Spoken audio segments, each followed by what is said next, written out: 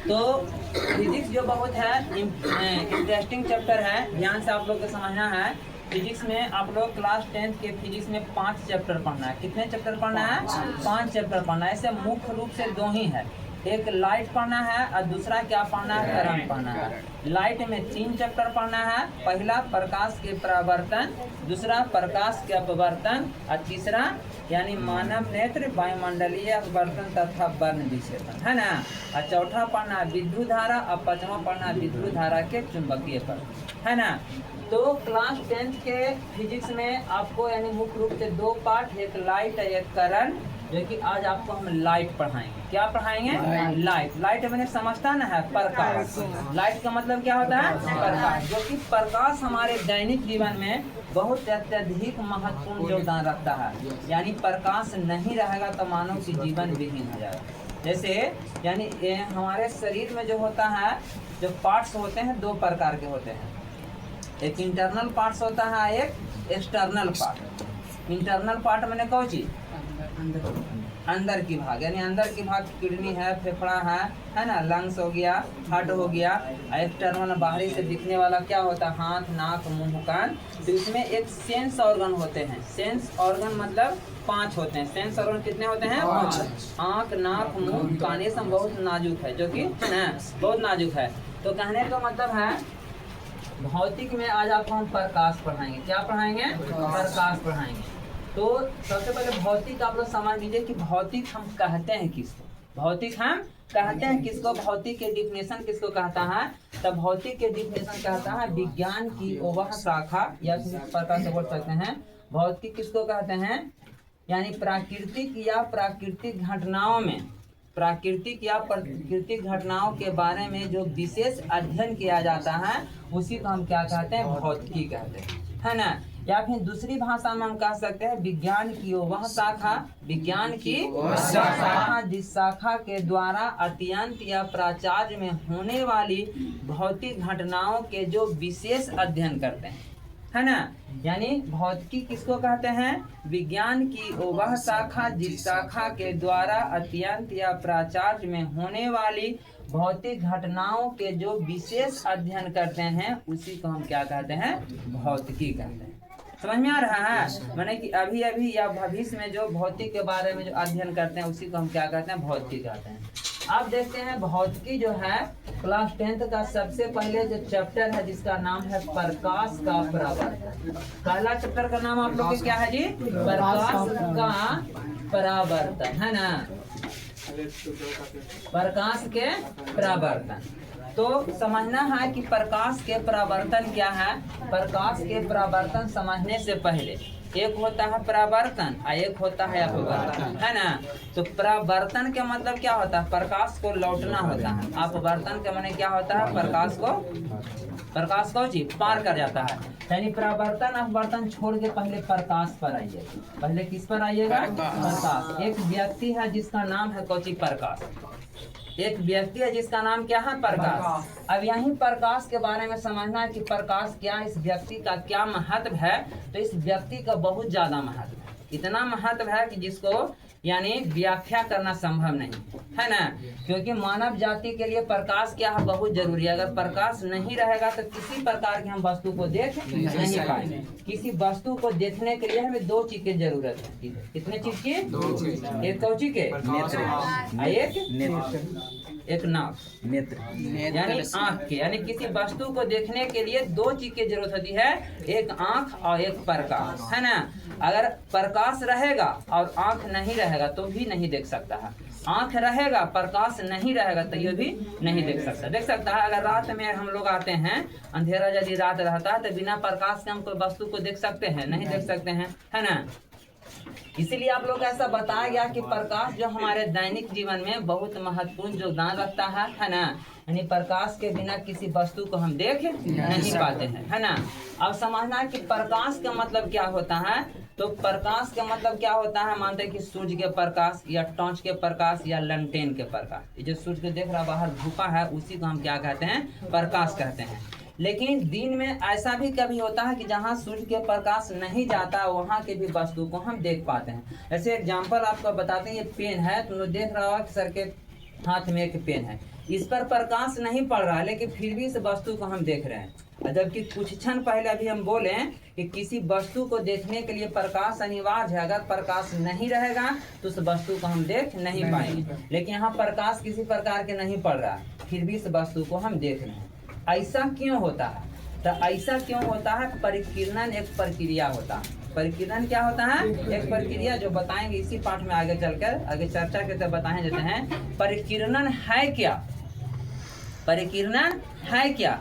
यानी परिकिरणन एक प्रकार की वैसी प्रक्रिया है जो वायुमंडल में उपस्थित सूक्ष्म कण पर जब सूर्य के प्रकाश पड़ता है तो वह अवशोषित करके चारों ओर क्या करता है? फैलाता है। तो उस प्रक्रिया को ही क्या कहते हैं? परिकिरणन कहते हैं। परिकिरणन किसको कहते हैं बाबू? यानी वैसे प्रक्रिया जो वायुमंडल में उपस्थित सूक्ष्म कण पर जब सूर्य की प्रकाश पड़ता है तो वह अवशोषित करके चारों ओर क्या करता है? फैलाता है। तो उस प्रक्रिया को ही क्या कहते हैं? परिकिरणन कहते हैं। जब सूर्य की प्रकाश जब सूक्ष्म कण पर पड़ता है तो क्या करता है? बहुत कम भाग को परावर्तित करता है, आधा से ज्यादा भाग को क्या करता है? ऑब्जर्व कर लेता है। और सूक्ष्म कण क्या होता है? वायुमंडल में 24 घंटा क्या रहता है? तैरित रहता है। देखा है सूक्ष्म कण ना? अभी देखो यहाँ देखो, अब यहाँ सूर्य के प्रकाश और इसमें दिख रहा है, बहुत सारे सूक्ष्म कण दिख रहा है। यहाँ देखो हाथ है ना, ये हाथ में यहाँ सूर्य के यहाँ देखो सूक्ष्म कण दिख रहा है। तो यही कारण है, यानी असंख्य सूक्ष्म कण पर जब सूर्य के प्रकाश पड़ता है तो वो प्रकाश ऑब्जर्व किया, आगे की ओर बढ़ा, कुछ दूर जाने के बाद वो मुझ जाता है, फिर मुझ के फिर तैरते हुए जाता है, फिर सूर्य के प्रकाश में आता है। ये प्रक्रिया बार बार क्या रहता है? दोहराते रहता है। जिसके कारण दिन में यानी प्रकाश नहीं रहने पर भी वहाँ की वस्तु को हम देख पाते हैं। और जैसे बात रही सर रात में परिकिरणन नहीं होता है, तो रात में नहीं होता क्योंकि कुछ ही क्षण के लिए परिकिरणन होता है ना। रात में सूर्य तो प्रकाश रहता नहीं है, नहीं रहता है तो नहीं होता है ना। तो प्रकाश हम लोग के लिए बहुत जरूरी है। प्रकाश हम लोग के क्या है? बहुत जरूरी है। प्रकाश क्या है? प्रकाश है क्या? तो क्या तुम लोग जवाब देगा? तो प्रकाश एक प्रकार की ऊर्जा है। प्रकाश क्या है? एक प्रकार की ऊर्जा है ना, जो हमारे दैनिक जीवन में बहुत महत्वपूर्ण योगदान रखता है। अब बात रहे कि प्रकाश हम कहते हैं किसको, तो प्रकाश के डिफिनेशन कहता है कि प्रकाश वह कारक है, प्रकाश वह कारक है जिसकी सहायता से, प्रकाश वह कारक है जिसकी सहायता से किसी वस्तु को देखने का क्या किया जाता है? कार्य किया जाता है। उसी को हम क्या कहते हैं? प्रकाश कहते हैं, है ना जी। प्रकाश रहेगा तो कोई वस्तु को हम देख सकते हैं, ये कॉपी है, ये किताब है, ये फन्ना, ठीक है। अब बात रही आगे चलते हैं, तो प्रकाश में एक होता है प्रकाशीय स्रोत, प्रकाशीय स्रोत है ना। जैसे प्रकाशीय स्रोत हम बोल रहे हैं कि एक सूर्य हो गया है ना, तारा हो गया है ना, टॉर्च हो गया, लंटेन हो गया, ढिगली हो गया। इस प्रकार से प्रकाशीय स्रोत बहुत है ना। तो अब देखते हैं कि इसमें कुछ जो प्रकाशीय स्रोत जैसे कि सूर्य हो गया, तारा हो गया, टॉर्च हो गया, लंटेन हो गया, बल्ब हो गया, सबके सब कुछ है प्रकाशीय स्रोत, सबके सब क्या है? प्रकाशीय स्रोत है। अब बात रहे कि ये प्रकाशीय स्रोत है क्यों सर? ये बल्ब क्यों प्रकाशीय स्रोत क्यों कहेंगे? ये पेन को हम क्यों नहीं कहेंगे? तब प्रकाशीय स्रोत के डिफिनेशन कहता, पहले डिफिनेशन समझ लेगा कि प्रकाशीय स्रोत हम कहते किसको है। तब प्रकाशीय स्रोत के डिफिनेशन कहता है कि वैसे बिंदु जिससे प्रकाश निकल कर, वैसे बिंदु जिससे प्रकाश निकल कर चारों ओर क्या करता है? फैलता है। तो उस बिंदु को हम क्या कहते हैं? प्रकाशीय स्रोत कहते हैं। ऐसे एग्जाम्पल दिए सूर्य, सूर्य से प्रकाश निकलता है, चारों ओर क्या करता है? फैलता है। तारा से भी प्रकाश निकलता है, लेकिन तारा रात में हमको दिखाई देता है, लेकिन उसका प्रकाश पृथ्वी सतह पर नहीं आता है। क्यों नहीं आता है? क्योंकि तारा सूर्य की अपेक्षा बहुत ऊंचा, तारा सूर्य की अपेक्षा बहुत ऊंचा है, जिससे उसका प्रकाश पृथ्वी तक आने में बहुत समय लगता है। ऊपर ही क्या होता है? प्रकाश छितरा जाता है, यानी आकाशीय गंगा में ऊपर ही छितरा जाता है ना। एक टॉर्च हो गया, तो टॉर्च से भी प्रकाश निकलकर चारों ओर फैलेगा, तो ये संख्या है प्रकाशीय स्रोत है ना। अब यहाँ देखते हैं जो कुछ जो एग्जाम्पल दिए हम, जैसे सूर्य दिए, तारा दिए है ना, बल्ब दिए है ना, बल्ब दिए, टॉर्च दिए है ना। तो यहाँ देखते हैं मूल्यांकन करते हैं जो कुछ जो प्रकाशीय स्रोत इसमें है, जो यानी प्रकृति के द्वारा बनाया गया है, और कुछ है जो मानव निर्मित के द्वारा बनाया गया है। इसीलिए प्रकाशीय जो स्रोत होता है जिसको 2 वर्गों में बांटे। प्रकाशीय स्रोत को कितने वर्गों में बांटे हैं? 2 वर्गों में बांटा गया है। एक होता है प्राकृतिक प्रकाशीय स्रोत और एक होता है मानव निर्मित प्रकाशीय स्रोत। प्रकाशीय स्रोत को कितने वर्गों में बांटा गया है? 2 वर्गों में। पहला प्राकृतिक प्रकाशीय स्रोत और दूसरा मानव निर्मित प्रकाशीय स्रोत। पहला प्राकृतिक प्रकाशीय स्रोत किसको कहेंगे? डिफिनेशन कहता है कि वैसे प्रकाशीय स्रोत जो प्रकृति के द्वारा बनाया गया है। जैसे में सूर्य हो गया, तारा हो गया, तो मानव नहीं बनाया है। और मानव निर्मित प्रकाशीय स्रोत हम किसको कहते हैं? हम कहेंगे कि वैसे प्रकाशीय स्रोत जो मानवों के द्वारा क्या किया गया है, बनाया गया है, उसे हम क्या कहते हैं? मानव निर्मित प्रकाशीय स्रोत कहते हैं। उसे क्या कहते हैं? मानव निर्मित। जैसे में बल्ब हो गया, लंटेन हो गया, टॉर्च हो गया, ढिबरी हो गया, वगैरह वगैरह हो गया। ठीक है, अब आगे चलते हैं। प्रकाशीय स्रोत तो क्लियर हो गया बाबू, है ना? अब आगे देखते हैं किसी भी प्रकार के जो प्रकाश होता है, किसी भी प्रकार के प्रकाश, जैसे अभी हम बोले सूर्य हो गया, तारा हो गया, लंटेन हो गया, इसका जो प्रकाश चलेगा बिल्कुल सीधी सरल रेखा में जाता है। किसी भी प्रकाश के जो किरणें होते हैं, है ना, प्रकाश के जो किरणें होते हैं, चाहे टॉर्च के प्रकाश रहे, चाहे बल्ब के प्रकाश रहे, चाहे सूर्य के प्रकाश रहे, उसका प्रकाश कहाँ चलता है? किस रेखा में? सीधी सरल रेखा। किस रेखा में? सीधी सरल रेखा में, है ना? तो अब अगला टॉपिक होता है प्रकाश के किरण। प्रकाश के किरण दूसरा पॉइंट। पहला पॉइंट तो प्रकाशीय स्रोत बताने दिए। तीसरा होता है कौचिक किरण पुंज। किरण पुंज होता है। ठीक है, तो अब देखेंगे प्रकाश के किरणें किसको कहते हैं, यानी प्रकाश के सीधी सरल रेखा में चलने वाली किरणें को हम क्या कहते हैं? प्रकाश के किरण कहते हैं। अगला कहता है किरण पुंज किसको कहते हैं? तो किरणों के समूह को किरण पुंज क्या कहते हैं? किरण पुंज किसको कहते हैं जी? किरणों के समूह को किरण पुंज कहते हैं। किरणों के समूह को हम क्या कहते हैं? किरण पुंज कहते हैं। किरण पुंज होता है बाबू 3 प्रकार के। कितने प्रकार के? 3 प्रकार के। पहला होता है अपसारी किरण पुंज, दूसरा होता है समांतर, तीसरा अभिसारी। तीसरा क्या होता है? अभिसारी। यानी किरण पुंज कितने प्रकार? 3 प्रकार के। अपसारी किरण पुंज, समांतर किरण पुंज और अभिसारी किरण। अब बात रही कि सर जी अपसारी किरण पुंज किसको कहते हैं, समांतर किसको कहते हैं और अभिसारी किसको कहते हैं? तो अपसारी का मतलब होता है कि वैसे किरण पुंज जिसमें प्रकाश एक बिंदु से निकलकर चारों ओर क्या करता है, तो उस किरण पुंज को हम क्या कहते हैं? अपसारी किरण पुंज। जैसे में बल्ब हो गया, बल्ब यानी कि प्रकाश एक पॉइंट से निकलता है और चारों ओर क्या करता है? फैलता है। तो उस किरण पुंज को हम क्या कहेंगे? अपसारी किरण पुंज। जैसे मानते हैं कि यहाँ से कोई है, यहाँ से प्रकाश ऐसे निकल रहा है, ऐसे निकल रहा है, ऐसे निकल रहा है, ऐसे ऐसे। ठीक है, सब यानी क्या हो रहा है? छितरा रहा है। इसको हम क्या कहेंगे? अपसारी किरण पुंज। समांतर जब बिल्कुल सीधा जाता है ऐसे, है ना, ऐसे ऐसे ऐसे ऐसे। एक होता है अभिसारी, है ना। फिर से एक बार रिपीट कर देते हैं।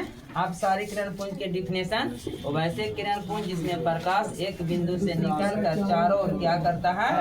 फैलता है, तो उस किरण पुंज को हम क्या कहते हैं? अपसारी किरण पुंज। समांतर किरण पुंज किसको कहते हैं? वैसे किरण पुंज कैसे? वैसे किरण पुंज जिसमें प्रकाश एक दूसरे के समांतर से होकर गुजरता है, तो उस किरण पुंज को हम क्या कहते हैं? समांतर किरण पुंज कहते हैं। तीसरा क्या कहता है? अभिसारी किरण पुंज। इसका इंडिकेट इस प्रकार से होगा, इसमें प्रकाश चारों ओर से आकर एक ही बिंदु पर क्या करते हैं, है ना। यानी वैसे किरण पुंज जिसमें प्रकाश चारों ओर से आकर एक ही बिंदु पर मिलते हैं, तो उस किरण पुंज को हम क्या कहते हैं? अभिसारी किरण पुंज कहते हैं। यहाँ तक क्लियर हो गया? कोई दिक्कत? प्रकाश से क्वेश्चन इतना ही टूटता है। प्रकाश किसे कहते हैं? प्रकाशीय स्रोत क्या है? प्रकाश के किरण क्या होते हैं? किरण पुंज क्या होते हैं? किरण पुंज कितने प्रकार के होते हैं? तो 3 प्रकार के, अपसारी, समांतर और अभिसारी किरण। इसके बाद प्रकाश से रिलेटेड और होता है ना। यानी एक होता है पदार्थ 2 प्रकार के, एक होता है परदीप्त पदार्थ, एक होता है अपरदीप्त पदार्थ। परिदीप्त के मतलब क्या होता है, यानी जो प्रकाश को क्या करता है, उत्सर्जित करता है। पदार्थ दो प्रकार के, एक यानी पदार्थ कहो या तो वस्तु कहो, पदार्थ कहो या तो वस्तु कहो। वस्तु दो प्रकार के होते हैं, एक होता है परिदीप्त वस्तु और एक होता है अपरिदीप्त वस्तु। परिदीप्त वस्तु किसको कहते हैं, कि वैसे वस्तु जो प्रकाश के उत्सर्जित करता है, जैसे सूर्य हो गया, बल्ब हो गया, लंटेन हो गया, ऐसा क्या हो गया, परिदीप्त वस्तु जो प्रकाश को क्या करता है। एक होता है कौन चीज, अपरिदीप्त वस्तु जो प्रकाश को उत्सर्जित नहीं करता है। तो जैसे में क्या हो गया, टेबल हो गया, कुर्सी हो गया, बेंच हो गया, सब क्या होता है, अपरिदीप्त वस्तु होता है। इसमें फिर प्रकाश से रिलेटेड फिर होता है तीन प्रकार के पदार्थ, तीन प्रकार का होता है प्रकाश से रिलेटेड में। एक होता है कौन चीज, पारदर्शी पदार्थ, एक होता है अपारदर्शी पदार्थ, एक होता है परभासी। एक पारदर्शी पदार्थ, एक अपारदर्शी पदार्थ, एक परभासी पदार्थ। तो पारदर्शी पदार्थ हम किसको कहते हैं, पारदर्शी पदार्थ की डिफिनेशन कहता है तो वैसे पदार्थ जिससे प्रकाश आर पार हो जाता है ना, वैसे पदार्थ जिससे होकर प्रकाश आर पार कर जाता है, तो उस पदार्थ को हम क्या कहते हैं, पारदर्शी पदार्थ। जैसे न कांच हो गया, पानी हो गया, है ना, हवा हो गया, ऐसे में क्या करता है, प्रकाश पार कर जाता है। तो इस प्रकार के हम पदार्थ को क्या कहेंगे, पारदर्शी पदार्थ। अब होता है अपारदर्शी पदार्थ। अपारदर्शी पदार्थ की डिफिनेशन कहता है कि वो वैसे पदार्थ जिससे प्रकाश पार नहीं कर, जिससे होकर प्रकाश पार नहीं कर, जैसे कि बोर्ड हो गया, दीवार हो गया, टेबल हो गया, कुर्सी हो गया। एक होता है परभासी पदार्थ। ये क्या होता है, परभासी। तो परभासी पदार्थ का डिफिनेशन क्या कहता है वैसे पदार्थ जिससे प्रकाश के कुछ ही भाग पार करता है।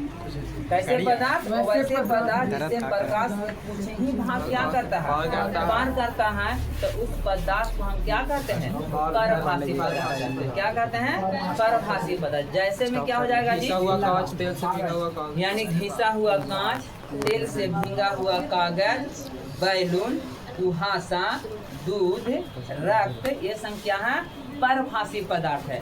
क्योंकि इसमें प्रकाश के कुछ ही भाग क्या करेगा, पार करेगा। दूध में प्रकाश मारेंगे तो पूरा प्रकाश पार नहीं करेगा, प्रकाश पार करेगा लेकिन कुछ भाग प्रकाश पार करेगा। तेल से भीगा हुआ कागज में देखा होगा, जब उसमें टॉर्च हम मारते हैं तो टॉर्च का पूरा प्रकाश आगे पार नहीं करता, आगे पार करता है लेकिन कुछ ही प्रकाश पार करता है। या घिसा हुआ कागज जो कांच जो होता है उसमें ही प्रकाश का पूरा भाग पार नहीं करता है, प्रकाश के कुछ ही भाग पार करता है। समझ में आ रहा है। अब प्रकाश हो गया आप लोग के क्लियर। प्रकाश आपको क्या हो गया, क्लियर। यानी प्रकाश किसे कहते हैं, सारे क्लियर हो गया। अब आगे चर्चा करते हैं कि प्रकाश का परावर्तन। समझ में आ रहा है, प्रकाश का परावर्तन देखते हैं। थोड़ा सा इधर आप लोग आ जाए। प्रकाश के बारे में क्या कर रही है, क्लियर कर रही है। लेकिन क्या है, यानी जो पहला जो चैप्टर है इसका नाम है प्रकाश के परावर्तन। प्रकाश के परावर्तन। तो जब हम प्रकाश बताएं तभी एक भाषा बोले कि प्रकाश एक क्या है, मनुष्य है ना। थोड़ा सा इसको हम देहाती भाषा में आप लोग हम बताते हैं। जो प्रकाश है बाबू मानते हैं कोई पर्सन, कोई आदमी है, इसका दो पुत्र। कितने पुत्र हैं, दो पुत्र हैं। एक के नाम है प्रकाश के कौची, परावर्तन, और एक के नाम है प्रकाश के अपवर्तन।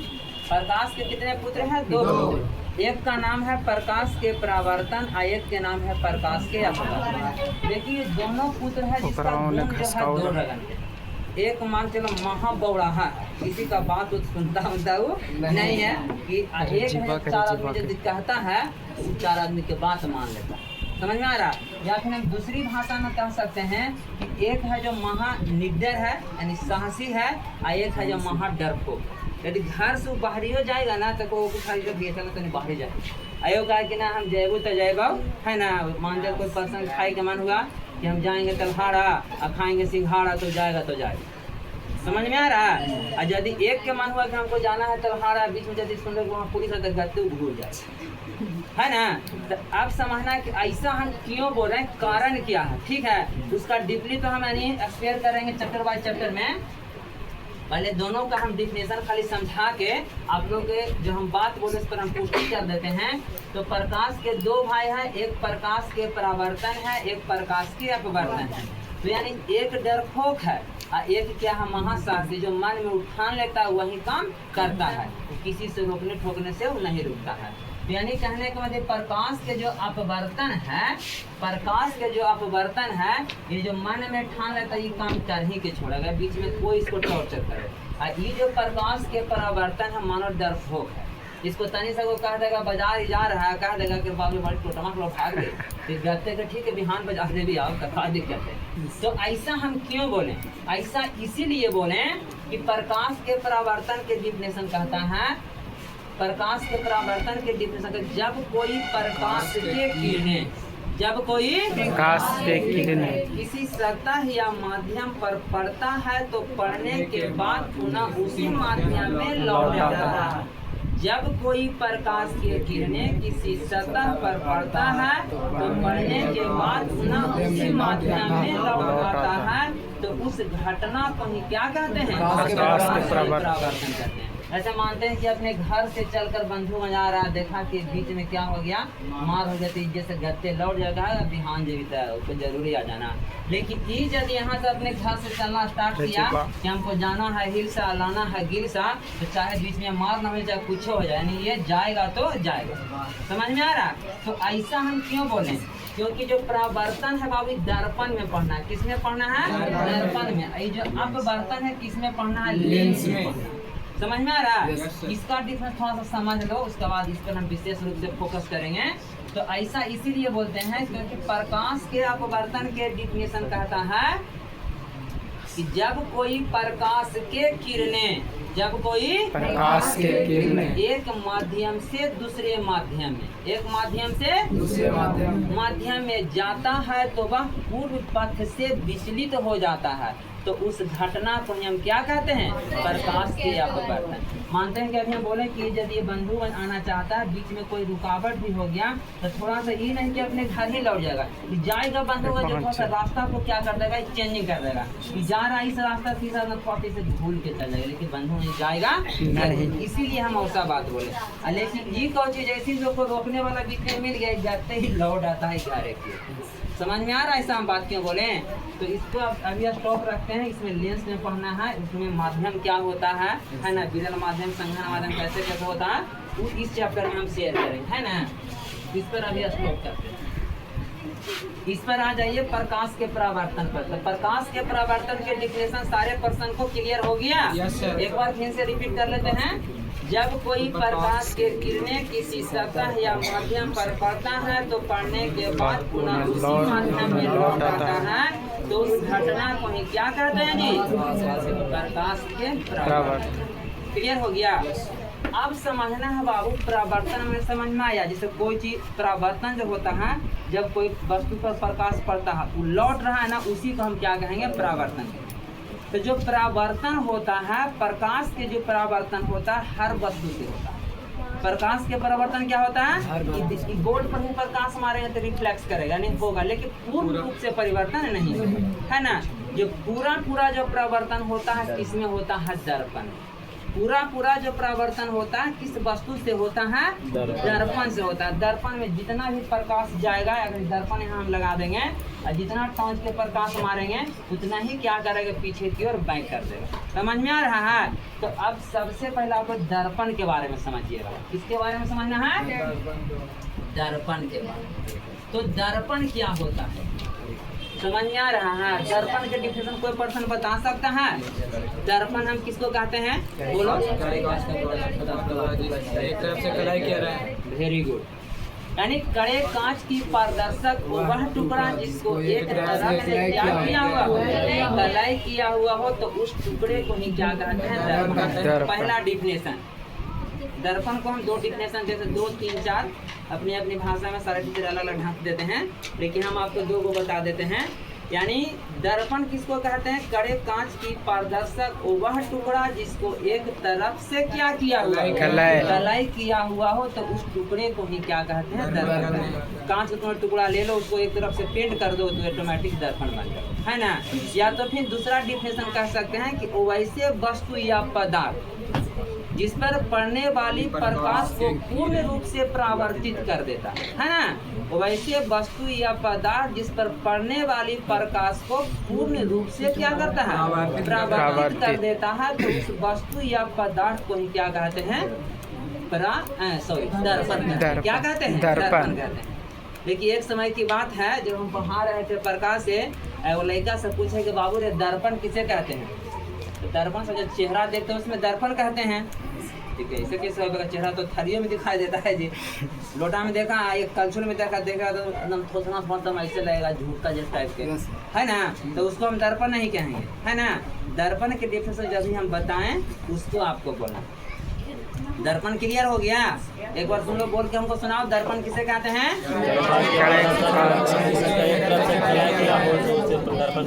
हम क्या कहते हैं, दर्पण। ठीक है, क्लियर हो गया? चलिए अब आगे बढ़ते हैं। दर्पण जो होता है बाबू, दर्पण कितने प्रकार का होता है बता सकता है? दो प्रकार, समतल, दो प्रकार के। कौन कौन? सही बात बोला, ठीक है।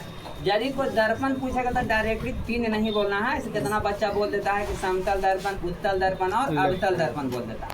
समझ में आ रहा है? दर्पण को पूछेगा कि दर्पण कितने प्रकार के होते हैं, तो दो ही प्रकार के बोलना, कि एक समतल दर्पण और एक गोलीय दर्पण। ये सबसे पहले डिवाइड दो प्रकार की होती है, एक समतल होता है और एक क्या होता है, गोलीय होता है। ठीक है बाबू, दर्पण दो प्रकार के, एक समतल, समतल अपना समझ लेना, ठीक है। एक समतल दर्पण और एक गोलीय दर्पण। अब बात रही कि सर ये समतल दर्पण हम किसको कहते हैं और गोलीय दर्पण किसको कहते हैं। तो समतल दर्पण के डिफिनेशन कहता है बउआ, कहेंगे वैसे दर्पण, कैसे दर्पण, जिसका परावर्तक सतह यानी बराबर होता है, जिसका परावर्तक सतह बराबर या फिर समतल होते हैं ना, उस दर्पण को हम क्या कहते हैं, समतल दर्पण। जैसे सपोज दैट हम बोर्ड पर पा रहे हैं, कौन दर्पण है, कोई दर्पण। देखा, सही बोला, अभी तक की कोई दर्पण नहीं है। जब तक इसको हम चलाई नहीं करेंगे तब तक लाई दर्पण नहीं बना। खाली कांच के शीशा लेगा तो दर्पण है, वो कलाई किया हुआ रहेगा तभी इसको शीशा कहेंगे। खाली पारदर्शक रहेगा तो आर पार की वस्तु हो जाएगा, पारदर्शक पदार्थ रहेगा, है ना। यानी ये कौन दर्पण हो गया, समतल, क्योंकि इसका परावर्तक जो सतह होता है, जिधर से हम चेहरा देखते हैं, जैसे प्रकाश क्या कर रिफ्लेक्स करेगा, रिटर्निंग करेगा, है ना, उसी को हम परावर्तक सतह कहते हैं। देखो तो परावर्तक सतह बिल्कुल एकदम प्लेन नहीं है, खबर है नहीं है, इसलिए इस दर्पण को हम क्या कहेंगे, समतल दर्पण।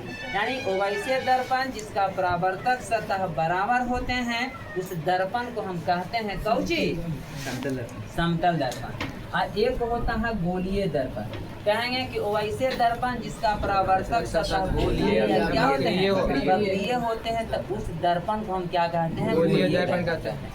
अब यही गोलीय दर्पण को क्या करता है, बीच भाग से काट देता है और काट के वो बाहर से रंग देता है और एक के कॉपी से रंग देता है, अंदर से रंग देता है। यही अभी दो प्रकार के दर्पण बनेगा। जब इसको बीच से काट देंगे और काट के एक भाग अंदर से रंग देंगे और एक के हम बाहर से रंग देंगे, तो ये दो प्रकार के बन जाएगा बाबू।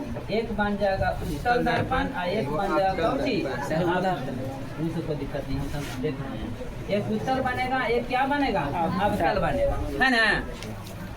तो उत्तल किसको कहते हैं, उत्तल दर्पण किसको कहते हैं, और अवतल किसको, यहाँ ध्यान देगा। उत्तल होता है, अवतल होता है। समझ में आ रहा है? यस। सारे पर्सन को समझ में आ रहा है, कोई दिक्कत? तो उत्तल दर्पण के डिफिनेशन कहता है जिसका परावर्तक सतह उभरा, यानी कहेंगे वैसे दर्पण, कैसे दर्पण, जिसका परावर्तक सतह उभरा हो तथा जिसकी फोकस दूरी का चिन्ह क्या हो, धनात्मक हो, तो उस दर्पण को हम क्या कहेंगे, उत्तल दर्पण कहेंगे। जिसका फिगर यानी परावर्तक सतह उभरा रहेगा, है ना। और अवतल के परावर्तक सतह क्या रहेगा, धंसा हुआ रहेगा। हम कह सकते हैं कि वैसे दर्पण जिसका परावर्तक सतह क्या होते हैं, धंसे होते हैं, तथा जिसकी फोकस दूरी का चिन्ह क्या होता है, धनात्मक होता है, तो उस दर्पण को हम क्या कहते हैं, अवतल दर्पण। यहाँ तक कोई दिक्कत, कोई समस्या नहीं, चलते हैं आगे बढ़ते हैं। थोड़ा सा इसमें और चर्चा कर लेते हैं, है ना। तो थोड़ा सा और चर्चा कर लेते हैं। बताएं कि जो दर्पण सबसे पहले दो प्रकार के होता है, एक समतल दर्पण है, एक गोलीय दर्पण, है ना। समतल दर्पण जिसकी परावर्तक सतह बराबर होते हैं, गोलीय दर्पण जिसका परावर्तक सतह गोलीय या वक्रीय होता है ना। गोलीय क्या होता है, वक्रीय होता है, उसको हम क्या कहते हैं, गोलीय दर्पण कहते हैं। ये आगे चलकर दो भाग में बढ़ता है, एक उत्तल दर्पण होता है, एक अवतल दर्पण होता है। उत्तर दर्पण किसको कहते हैं, वैसे दर्पण जिसका परावर्तक सतह झुका हुआ होता है तथा जिसकी फोकस दूरी का चिन्ह क्या होता है, धनात्मक होता है, तथा इसमें किसी वस्तु का बना प्रतिबिंब क्या होता है, काल्पनिक सीधा होता है। ध्यान रहे, आपको पूछेगा कि उत्तल दर्पण में किसी वस्तु का बना प्रतिबिंब क्या होता है, काल्पनिक सीधा होता है। अवतल दर्पण वैसे दर्पण जिसका परावर्तक सतह धंसा होता है तथा जिसकी फोकस दूरी का चिन्ह ऋणात्मक होता है, तथा इसमें किसी का वस्तु का बना प्रतिबिंब क्या होता है। ऐसे जब प्रतिबिंब बनाएंगे जिसमें तीनों तरह का प्रतिबिंब बनता है, लेकिन डिफिनेशन में आप लोग को बोलना है कि वास्तविक क्या होता है, उल्टा होता है। ठीक है, अब देखते समतल जो दर्पण होता है बाबू, सबके थोड़ा विशेषता होता है ना। समतल दर्पण के काम क्या, इसकी क्या विशेषता है, उत्तल दर्पण की क्या काम, इसकी क्या विशेषता है, अवतल दर्पण की क्या काम, इसकी क्या विशेषता है, इसका हम प्रयोग कहाँ करते हैं, इसका प्रयोग कहाँ करते हैं, इसका प्रयोग कहाँ करते हैं, इसके बारे में समझना है। तो आम तौर पर यहाँ ध्यान देगा सारे पर्सन, आम तौर पर जिस दर्पण का हम लोग प्रयोग करते हैं अपने घर में उसको हम समतल दर्पण कहते हैं ना। समतल दर्पण की विशेष, यहाँ ध्यान देगा बाबू, आवाज आ रहा है पीछे से। यानी आम तौर पर जिस दर्पण का हम प्रयोग करते हैं सब अपनी अपनी घर में क्या होता है, समतल होता है ना। समतल दर्पण की विशेषता होता है कि समतल दर्पण में किसी भी वस्तु का जो प्रतिबिंब बनता है काल्पनिक सीधा बनता है। पहला पॉइंट, समतल दर्पण में किसी भी वस्तु का जो प्रतिबिंब बनता है काल्पनिक क्या बनता है, सीधा बनता है। दूसरा पॉइंट, यानी इसमें किसी भी वस्तु का जो प्रतिबिंब बनता है वो दर्पण से कहाँ बनता है, पीछे बनता है। दर्पण से क्या बनता है, पीछे बनता है। तीसरा पॉइंट, इसमें किसी भी वस्तु का जो प्रतिबिंब बनता है वस्तु के बराबर बनता है। वस्तु के क्या बनता है, अगर 5 फीट के वस्तु रहेगा और दर्पण में हम देखेंगे तो 5 फीट का देखेगा। ठीक है, लेकिन इसमें तो नहीं, क्वेश्चन हमें याद आ गया। बताओ तुम लोग, किसी वस्तु के फुल प्रतिबिंब देखने के लिए, मानते हैं कोई पर्सन माने आदमी 5 फीट का है और उसका 5 फीट का यदि प्रतिबिंब बनना चाहिए, देखना चाहिए पूरा। हम लोग के जो घर में जो ऐनक है छोटा है तो उसमें इतने जन आएगा ना है, या कोई कितने जन आता है, कोई कितना जन आता है ना। जितना बड़ा रहता है गोदरेज वाला शीशा रहता है तो पूरा जन आता है। तो क्वेश्चन आप लोग के है कि किसी भी वस्तु का पूरा प्रतिबिंब देखने के लिए दर्पण के ऊंचाई कितना होना चाहिए, कितना होना चाहिए। तो धीरज पांडे जवाब सही दिया कि सर जी किसी भी वस्तु का जो हम लोग पूरा प्रतिबिंब देखेंगे तो उसका यानी दर्पण के जो होना चाहिए हाइट वस्तु के आधा होना चाहिए। अगर मानते हैं कि 1 फीट का वस्तु है, ये पेन है, मानते हैं कि ये 6 इंच रहे या 6 इंच रहे, तो इसको पूरा प्रतिबिंब देखें तो कम से कम इसको 6 इंच से 3 इंच के दर्पण होना चाहिए। अगर ये 5 फीट का रहेगा वस्तु और पूरा प्रतिबिंब देखेंगे यानी 5 फीट का आधा कम से कम 2.5 फीट के यानी दर्पण होना चाहिए, तब उसका प्रतिबिंब हमको पूरा दिखाई देगा। समझ में आ गया। इस टाइप के यूनिक क्वेश्चन हम याद रखना है ना।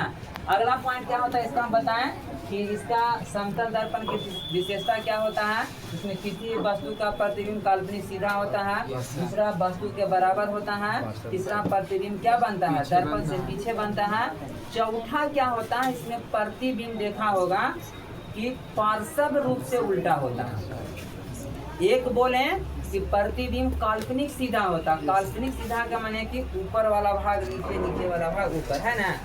जो होता है उसको काल्पनिक सीधा मतलब मुड़ी ऊपर रहेगा तो दर्पण में मुड़ी ऊपर दिखाई देगा। लेकिन जब ये दर्पण के सामने हम खाना जब दिखाएंगे तो लगेगा, देखेंगे तो लगेगा बामा हाथ दिखा रहे हैं, ऐसा दिखता है। या उसमें हम दाहिना हाथ खड़ा करेंगे तो लगेगा कि बायां हाथ खड़ा करते हैं। तो उसी को कहते हैं पार्श्व रूप से उल्टा। पार्श्व रूप से उल्टा माने कि दाएं भाग बायां और बाएं भाग दायां दिखाई देता है। ये समतल दर्पण की क्या है विशेषता। समझ में आ रहा है। अब इस पर आप लोग के क्वेश्चन पूछते हैं जी। अभी हमने बोला कि दर्पण में किसी भी वस्तु का जो प्रतिबिंब बनता है यानी दर्पण के पीछे बनता है। जैसे दर्पण से कोई 5 फीट की दूरी पर प्रतिबिंब है तो 5 फीट पीछे प्रतिबिंब बनेगा ना। अगर 1 फीट आगे रहेगा तो 1 फीट पीछे प्रतिबिंब रहेगा। 2 फीट वस्तु आगे रहेगा तो 2 फीट पीछे प्रतिबिंब बनेगा। ठीक है, तो जवाब तुम लोग दो कि यदि कोई वस्तु दर्पण से 5 सेंटीमीटर की दूरी पर, यदि कोई वस्तु दर्पण से 5 सेंटीमीटर की दूरी पर है तो उसका प्रतिबिंब उस वस्तु से कितना दूरी पर बनेगा? 5 मीटर। साहिल कुमार बताओ, यदि कोई वस्तु दर्पण से 5 सेंटीमीटर की दूरी पर, कितना दूरी पर है? 5 सेंटीमीटर की दूरी पर है तो उस वस्तु से प्रतिबिंब कितना दूरी पर बनेगा? अभी हम क्वेश्चन बताए ना इस प्रकार का, तो बताओ आंसर कितना होगा? कितना होगा जी? 80 10 कैसे? अभी तो मैंने बोला कि जितना वस्तु आगे रहता है उतना प्रतिबिंब पीछे बनता है जी। आगे अढ़ाई रहेगा तो अढ़ाई पीछे बनेगा, आगे 5 रहेगा 5 पीछे बनेगा, आगे 10 रहेगा 10 पीछे बनेगा। तो अब 5 वस्तु आगे की तो 10 कैसे बन गया? 5 तो तू 10 कैसे कह दिया? दुगना कैसे कर दिया तुम अपना मन से? जो पढ़ावेंगे यही ना पढ़ेगा जी। अभी हम तुरंत पढ़ाएं, बाद में की बात नहीं है। इसका विशेषता होता है कि प्रतिबिंब पीछे बनता है, तो जितना वस्तु आगे रहेगा उतना ही पीछे प्रतिबिंब बनता है। तो हमने बोला कि कोई वस्तु है जब 5 फीट आगे तो प्रतिबिंब कितना दूरी पर बनेगा, यही ना पूछें। तो रिजल्ट तुम लोग का क्या है? 5 फीट पीछे। अरे बोलो ना साफ साफ कि 5 बनेगा सर जी, 10 बनेगा, 15 बनेगा। ऑप्शन देते हैं। पहला क्या है? 5 है, दूसरा 10 है और तीसरा कितना है? 15 है, अगला 5.5 है। 4 ऑप्शन है, कौन आंसर मारेंगे? 10। धीरज पांडे को कहना है कि सर जी 10 होगा। धोनी का क्या कहना है? तो अब 10 क्यों होगा? हमें जवाब चाहिए कि 10 क्यों होगा। क्योंकि आप दर्पण से नहीं पूछ रहे हैं, वास्तु से पूछ रहे हैं। हाँ देखो सुप्रिया कुमारी सही बोली, क्योंकि ये क्वेश्चन पर डिपेंड करता है, क्वेश्चन किस रूप में कह रहा है। ऐसा हम बताएं जरूर कि जितना वस्तु आगे होता है उतना ही प्रतिबिंब पीछे बनता है। इसमें 2 तरह से क्वेश्चन पूछेगा। इसे यही क्वेश्चन को फिर हम रिपीट करते हैं कि यदि कोई वस्तु दर्पण से 5 सेंटीमीटर की दूरी पर, यदि कोई वस्तु दर्पण से 5 सेंटीमीटर की दूरी पर है तो प्रतिबिंब दर्पण से कितना दूरी पर बनेगा। तो जब दर्पण से पूछेगा तो दर्पण से 5 पीछे बनेगा, लेकिन मैंने पूछ दिया था वस्तु से कि यदि कोई वस्तु 5 सेंटीमीटर की दूरी पर स्थित है तो उस वस्तु से प्रतिबिंब कितना दूरी पर बनेगा। ये तो मानते हैं कि दर्पण है, ऐसा 5 है, इधर खड़ा है, तब 5 खड़ा है। अब पूछा वस्तु यहाँ से नापेंगे तब 5 पीछे बनेगा तो 10 ना भाग जाएगा। एकदम फिर आई क्वेश्चन दिमाग में बैठा के रखना कि किस टाइप के क्वेश्चन आपको कह रहा है। यदि दर्पण से कहे तो जितना वस्तु आगे है उतना वस्तु पीछे हो जाएगा, लेकिन यदि वस्तु से दूरी पूछे तो यानी उसको क्या करना है? दुगना करना है। यदि वस्तु से दूरी पूछे तो क्या कर देना है? दुगना कर देना है। तो क्लियर हो गया। अब आप लोग आ जाना है उत्तल दर्पण। इसमें क्या, इसका विशेषता क्या होता है, इसका उपयोग क्या होता है, इसमें प्रतिबिंब कैसे बनता है, आगे बताते हैं। इसका विशेषता उत्तल दर्पण का उपयोग कहाँ करते हैं? ऐसे इसका मुख्य रूप से उपयोग करते हैं मोटर गाड़ी के साइड मिरर के रूप। मोटर गाड़ी के किसी प्रकार के मोटर गाड़ी रहे, मोटरसाइकिल रहे, कार रहे, बस रहे, ट्रक रहे, सबको बगल में देखला एक मिरर होता है, बगल में है ना। पीछे वाला व्यक्ति को देखने के लिए, गाड़ी को देखने के लिए इसका प्रयोग किया जाता है। समझ में आ रहा है? अवतल दर्पण के प्रयोग कहाँ किया जाता है? इसका उपयोग किया जाता है गाड़ी के हेडलाइट या सर्चलाइट में किया जाता है। इसका उपयोग यानी हजामती दर्पण में किया जाता है ना। हजामती दर्पण में प्रतिबिंब साफ बड़ा दिखने के लिए इसका प्रयोग किया जाता है। तीसरा, इसका प्रयोग अस्पताल में गला, नाक, मुंह, कान में है ना जख्म को देखने के लिए किया जाता है। देखा हो तुम डॉक्टर, डेंटल डॉक्टर के पास गया है तुम लोग? डेंटल डॉक्टर के पास हम गए हैं, इतना टाइप के कलम टाइप के वो रहेगा, ऐसे रंग डंटा लगे रहेगा। अब दांत में अंदर कुछ होल है तो कैसे देखेगा? नहीं दिखता है। यही क्या करता है ये मतलब कि दर्पण में क्या करता है? देखता है ना। या कान उन में रहता है तो उसमें क्या होता है? उसको देखने के लिए अवतल दर्पण का प्रयोग करता है। समझ में आ रहा है? अब इसमें प्रतिबिंब समझना है कि उत्तल दर्पण में प्रतिबिंब के को बनेगा, अवतल दर्पण में प्रतिबिंब के को बनेगा, जो आगे बताते हैं। उससे पहले इसमें एक अंतर होता है कि उत्तल दर्पण और अवतल दर्पण में अंतर लिखो। तो एगो तो डिफिनेशन बता दिए, दूगो कॉलम पढ़ना है। उत्तल दर्पण के लिखना है पहला पॉइंट कि उत्तल दर्पण, उसका परिभाषा लिख दो कि इसमें कहाँ होता है उत्तल दर्पण, किसको कहते हैं? परावर्तक सतह उभरा होता है। लिखना इसकी परावर्तक सतह उभरा होता है, इसकी परावर्तक सतह धंसा होता है। दूसरा पॉइंट, इसमें फोकस दूरी का चिन्ह, फोकस दूरी का चिन्ह धनात्मक होता है। इसमें फोकस दूरी का चिन्ह इसमें किसी वस्तु का बना प्रतिबिंब सीधा होता है, इसमें किसी वस्तु का बना प्रतिबिंब वास्तविक उल्टा होता है। चौथा, चार वो कम से कम अंतर लिखना, ठीक है। चौथा, इसे कौन दर्पण कहते हैं? अपसारी दर्पण कहते हैं। उत्तल दर्पण को कौन दर्पण कहते हैं? अपसारी दर्पण कहते हैं। अवतल दर्पण को क्या कहते हैं? अभिसारी दर्पण। आपको परीक्षा में पूछ सकता है कि अपसारी दर्पण किसे कहते हैं, तो इसका मतलब समझना क्या है, पूछ रहा है उत्तल दर्पण किसे कहते हैं। और जो उत्तर के डिफिनेशन लिखावल रहेगा उसी को आंसर आपको बोल देना है ना। आपको परीक्षा में पूछ सकता है कि अभिसारी दर्पण किसको कहते हैं, समझ में आ रहा है? तो चलिए इसको पहले समझ लीजिए। अवतल दर्पण को अभिसारी दर्पण, अवतल दर्पण को अभिसारी दर्पण, उत्तल दर्पण को अपसारी दर्पण कहते हैं कि, समझ में आ रहा है? तो अवतल दर्पण को अपसारी दर्पण यहाँ समझना होगा, फिगर हमको पाना होगा, ठीक है। समझेगा? आपको हम बताएं कि दर्पण जो होता है उत्तल, अवतल, समतल, तीन प्रकार के। अगला क्वेश्चन आपको आता है कि उत्तल, अवतल एवं समतल दर्पण, उत्तल दर्पण, अवतल दर्पण एवं समतल दर्पण को बिना छुए कैसे पहचाने।